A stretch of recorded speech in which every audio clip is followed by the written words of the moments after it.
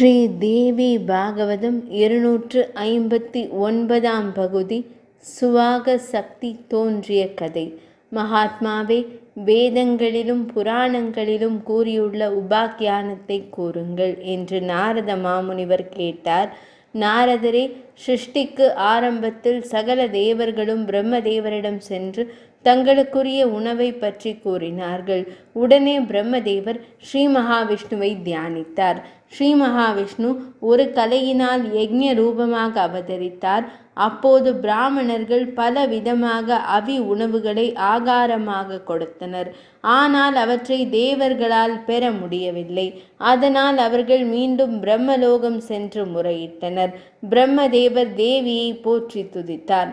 அப்போது தேவி பிரகிருதி தேவி சுவாக தேவியாக தோன்றி பிரம்மதேவரை நோக்கி என்ன வேண்டும் என்று கேட்டாள்.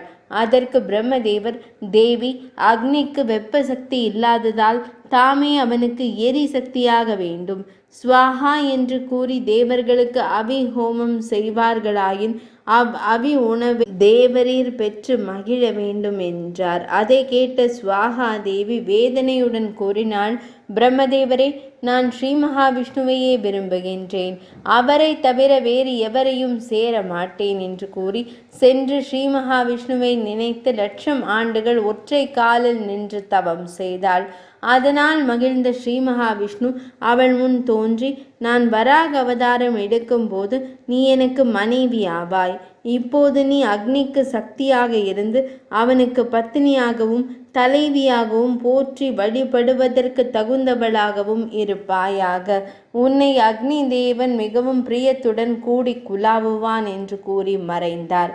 அதன் பின் ஸ்வாஹாதேவி கருவுற்று தட்சிணாக்கி, காருகபத்தியம், ஆபவனீயம் என்னும் 3 மக்களை பெற்றாள்.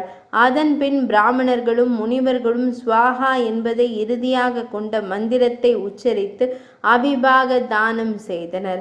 அதனால் தேவர்கள் அவி உணவை பெற்றனர்.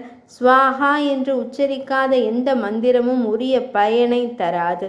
அதனால் அவளை தியானிக்கும் முறைகளையும் பூஜை விதி முறைகளையும் கூறுகிறேன் என்றார் நாராயணர். நாரத முனிவரே, எந்த யாகத்தை செய்தாலும் ஸ்வாஹா தேவியை பிரார்த்தித்து யாகம் செய்தால்தான் பலன் உண்டாகும். ஸ்வாஹா தேவியை பிரார்த்தித்த பின்பு மூலமந்திரத்தால் பாத்தியம் முதலானவற்றை கொடுத்து பூசிப்பவன் எல்லா பயன்களையும் அடைவான். ஸ்வாஹா தேவியின் நாமங்களான ஸ்வாஹா, வன்னி பிரியா, வன்னி ஜாயா, சந்தோஷகாரிணி, சக்தி, கிரியா, காலதாத்ரி, பரிபாககரி, துருவா, நாரணம் சதாகி, தாகிதர், ஜீவனரூபா, தேவபோஷணகாரிணி என்பவற்றை யார் ஒருவர் பயபக்தியோடு கூறி போற்றுகிறாரோ அவர் இம்மையிலும் மறுமையிலும் சகல சித்திகளையும் பெறுவார் என்றார். 259 பகுதி நிறைவடைந்தது.